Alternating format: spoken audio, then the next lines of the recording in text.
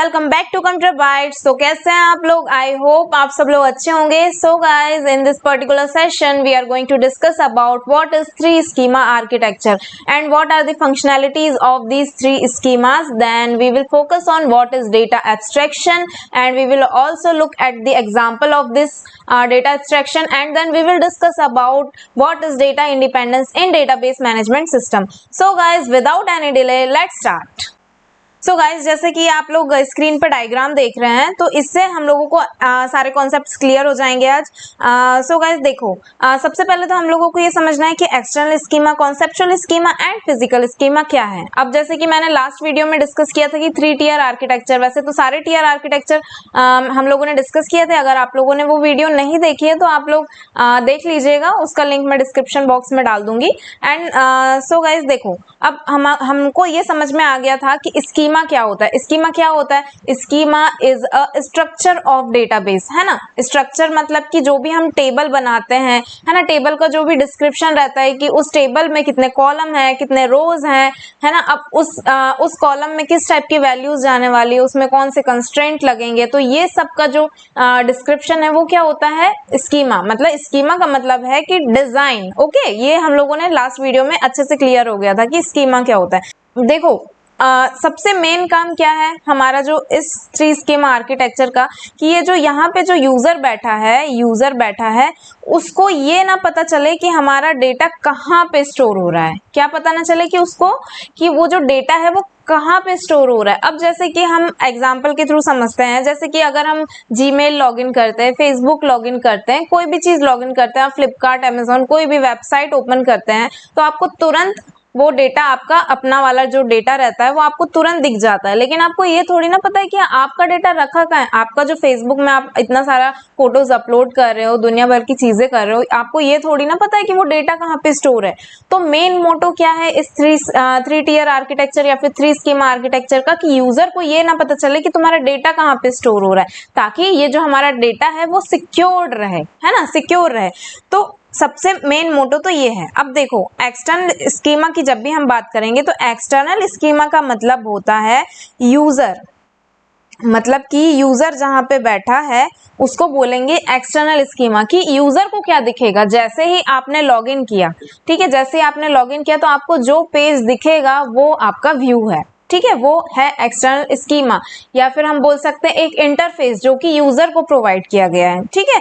Then we come to the conceptual schema, and then when we talk about conceptual schema, तो conceptual schema ये होता है कि आपने जो भी कॉन्सेप्ट बना के रखे हैं, जो भी टेबल्स बना के रखी है, जो भी आपका डेटाबेस है, वो कहाँ पे होगा? Conceptual schema. जैसे कि अगर आप रिलेशनल डेटाबेस मैनेजमेंट सिस्टम की बात करें तो उसमें क्या होता है, जो डेटा है किसमें हम लोग स्टोर करते हैं? टेबल्स में डेटा स्टोर करते हैं, है ना। तो अब उस टेबल्स में कौन कौन सी, उस डेटाबेस में कौन कौन सी टेबल बनी है, कौन कौन से टेबल के क्या नाम है, टेबल के बीच में क्या रिलेशनशिप है, कौन कौन से कंस्ट्रेंट लगाए हैं, उस टेबल में किस टाइप का डेटा स्टोर होगा, ये सारी चीजें कहाँ पे डिस्क्राइब होगी? कॉन्सेप्चुअल स्कीमा में। मतलब यूजर कहाँ है? एक्सटर्नल स्कीमा समझ लो। और कॉन्सेप्चुअल स्कीमा कहाँ है? जहाँ पे डेटाबेस हम लोगों ने डिजाइन करके रखा है, जहाँ पे सारे कॉन्सेप्ट हम लोगों ने डिजाइन करके रखे हैं। तो यहाँ पे कौन वर्क करेगा? डेटाबेस जो डिजाइन करेगा, ठीक है। Then we come to the physical schema. तो फिजिकल स्कीमा का मतलब होता है कि जहां पे हमारा डेटा एक्चुअल में स्टोर होगा, ठीक है, जहां पे हमारा डेटा एक्चुअल में स्टोर होगा, जहां पे ये डिसाइड होगा कि हमको जो डेटा है वो फाइल्स में रखना है, कैसे रखना है, डेटा स्ट्रक्चर कौन सा यूज करना है, कैसे इंडेक्सेस यूज करना है, व्हाटएवर जो भी हमारा फिजिकल वाला काम है वो कहाँ पे होगा? फिजिकल स्कीमा में। और वहां पे कौन बैठेगा? Database administrator. वो क्या डिसाइड करेगा कि डेटा को हम लोगों को कहाँ पे रखना है, कौन सा डेटा स्ट्रक्चर यूज करना है। तो यहाँ पे कौन काम करेगा? Database administrator. तो ये होता है हमारा 3 स्कीमा आर्किटेक्चर, ठीक है। तो एक्सटर्नल स्कीमा मतलब जो यूजर को व्यू दिख रहा है, जो उसको इंटरफेस प्रोवाइड हो रहा है। देन कॉन्सेप्चुअल स्कीमा मतलब कि जहां पे डेटाबेस डिजाइन करके रखा है, जहां पे सारी चीजें कॉन्सेप्ट, जो भी सारे लॉजिकल चीजें हैं जो वो कहाँ पे होंगी? हमारी कॉन्सेप्चुअल स्कीमा में, ठीक है। Then we come to the physical schema. तो फिजिकल स्कीमा में क्या होगा? हमारा यहाँ पे हमारा डेटा स्टोर होने वाला है। तो यहाँ पे मैं लिख देती हूँ कि यहाँ पे कौन काम करेगा। देखो, एक्सटर्नल स्कीमा में तो यूजर काम करेगा, है ना। और कॉन्सेप्चुअल स्कीमा में हमारा जो है आएगा database designer, okay. Designer. Then come to the physical schema, तो यहाँ पे कौन वर्क करेगा? Database administrator.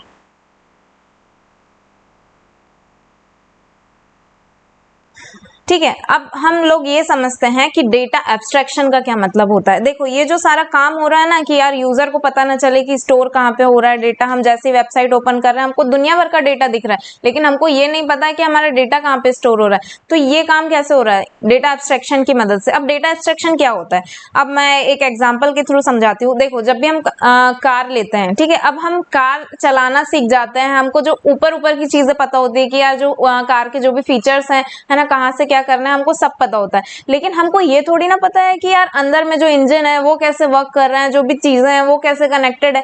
ये दुनिया भर की चीजें हमको नहीं पता कि अंदर कैसे फ्लो हो रहा है, फ्यूल कहाँ से जा रहा है, दुनिया भर की चीजें हमको नहीं मालूम है। तो ये क्या है? हमको सिर्फ ये पता है कि कार कैसे चलाते हैं, ऊपर ऊपर का सब पता है। तो ये क्या है? डेटा एब्स्ट्रैक्शन ही तो है, हमको इंपॉर्टेंट डिटेल्स को हाइड करना। This is called data abstraction. ठीक है, तो देखो डेटा एब्स्ट्रैक्शन ऐसे तो समझ में आ गया। अब देखो यहाँ पे क्या हो रहा है, देखो जो हमारा व्यू लेवल है, देखो तो अब व्यू लेवल का क्या मतलब होता है? व्यू लेवल का मतलब होता है कि बहुत सारे यूजर बहुत सारी जगह से चीजों को एक्सेस कर रहे हैं एंड सबका इंटरफेस अलग अलग है। अब जैसे कि मैं फेसबुक की बात करूं तो फेसबुक में क्या होता है, जैसे ही आपने लॉगिन किया, अपना यूजर नेम पासवर्ड डाला, तो आपको जो सबसे पहले जो पेज दिखेगा दैट इज योर व्यू। ठीक है, अब जैसे कि अगर मैं किसी यूनिवर्सिटी की बात करती हूँ, तो अगर आप स्टूडेंट हो, अगर आपने यूजर नेम पासवर्ड डाला तो आप क्या कर सकते हो? आप अपनी डिटेल्स देख सकते हो, आपने फीस भर दी है ना, व्हाट आपकी प्रेजेंट अपसेंट जो भी है वो सब देख सकते हो, है ना। लेकिन अगर कोई टीचर लॉग इन कर रहा है तो टीचर क्या करेगा? वो अपनी अटेंडेंस थोड़ी ना देखेगा, वो क्या करेगा? वो ये आपके मार्क्स में चेंजेस कर सकता है ना, वो अपनी चीजें देखेगा, तो उसका व्यू अलग है। अगर एडमिन है जो दूसरी चीजें एक्सेस कर रहा है, मतलब जो मेन एक्सेस जिसको प्रोवाइड है, अगर कोई वो एडमिन है तो एडमिन का व्यू अलग होगा, है ना।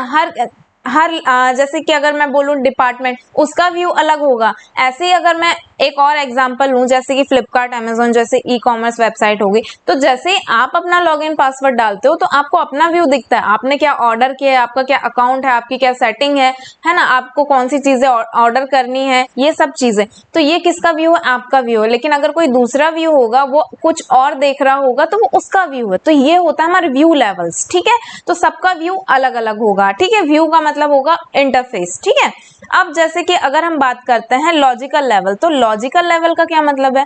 लॉजिकल लेवल मतलब जैसे कि जो कॉन्सेप्चुअल लेवल में मैंने आप लोगों को समझाया था कि जो हमारा जो लॉजिक्स जहां पे अप्लाई हो रहे हैं, ठीक है, जहां पे हमारा डेटाबेस डिजाइनर काम कर रहा है कि टेबल कितनी है, टेबल पे क्या वर्क हो रहा है, टेबल में कौन कौन से कितनी रोज हैं, कितने कॉलम्स हैं, है ना, उसमें किस टाइप का डेटा रखा जा रहा है ना। तो ये सब कहाँ पे डिसाइड होगा? लॉजिकल लेवल में। ठीक, अब फिजिकल लेवल में क्या होगा कि क्या स्टोरेज है तुम्हारा, क्या उसमें स्टोर कर रहे हो। ठीक है, किस तरह से आप स्टोर कर रहे हो, है ना। तो ये हम किस में देखते हैं? फिजिकल लेवल में। तो फिजिकल लेवल का क्या मतलब होता है? हाउ से क्लियर होना चाहिए आपको कि फिजिकल लेवल की बात हो रही है कि हम कैसे डेटा को स्टोर कर रहे हैं, कौन सा डेटा स्ट्रक्चर उसमें अप्लाई कर रहे हैं, है ना। तो ये सब किस में आएगा? फिजिकल लेवल में। Then we come to the logical level. तो इसमें क्या डिसाइड होगा कि क्या डेटा स्टोर किया जा रहा है, कि क्योंकि आपको जो टेबल्स हैं वो तो लॉजिकल लेवल में ही पता चलेगी ना कि आपने क्या रोज बनाया। अगर स्टूडेंट की टेबल है तो रोल नंबर है, नेम है, एड्रेस है, मोबाइल नंबर है ना। तो ये सब किस में दिखेगा आपको?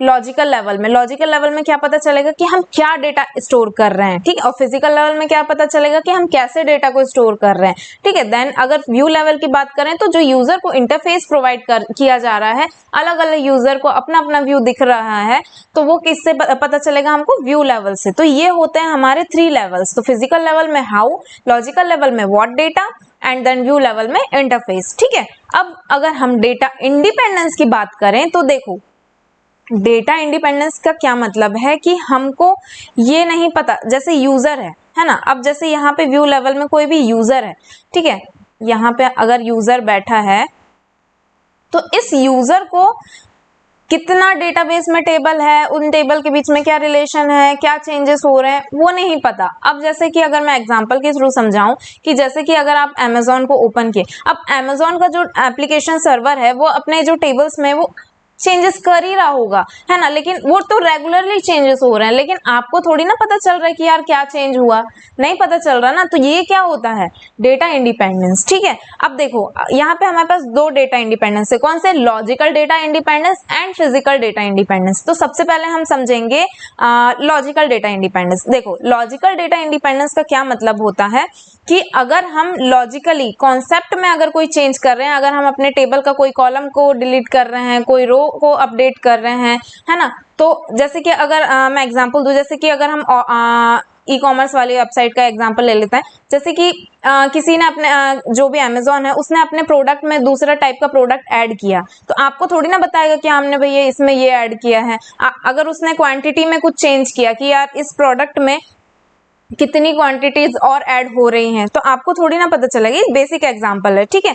तो ये जो लॉजिकल लेवल में जो भी चेंजेस हो रहे हैं वो व्यू लेवल को नहीं पता चलेगा, यूजर को नहीं पता चलेगा, तो इसको बोलते हैं हम logical data independence. Okay, now we come to the physical data independence. तो फिजिकल डेटा इंडिपेंडेंस क्या होता है कि अगर हम फिजिकली कुछ चेंजेस कर रहे हैं, फिजिकली मतलब कि जैसे कि ये जो स्टोरेज है, ये स्टोरेज है, अगर मैंने ये डिस्क से उठा के मैंने किसी और डिस्क में रख दिया, डेटा को किसी और डिस्क में रख दिया, तो जो ऊपर लॉजिकली जो स्ट्रक्चर है टेबल्स का, जो भी उसमें कोई चेंजेस नहीं आने वाला। ठीक है, अगर मैं डेटा को कहीं और स्टोर कर दूं, किसी और डिस्क में कर दूं, कुछ भी चेंज करूं, है ना, और या फिर मैं अपना डेटा स्ट्रक्चर चेंज करूं, जैसे कि अगर मैं बहुत सारे डेटा स्ट्रक्चर जैसे स्टैक में चेंज कर दूं, है ना, तो ये इसका फर्क जो लॉजिकल लेवल को नहीं पड़ेगा, मतलब कि ऊपर जो भी स्ट्रक्चर है वो तो एज इट इज ही रहने वाला है।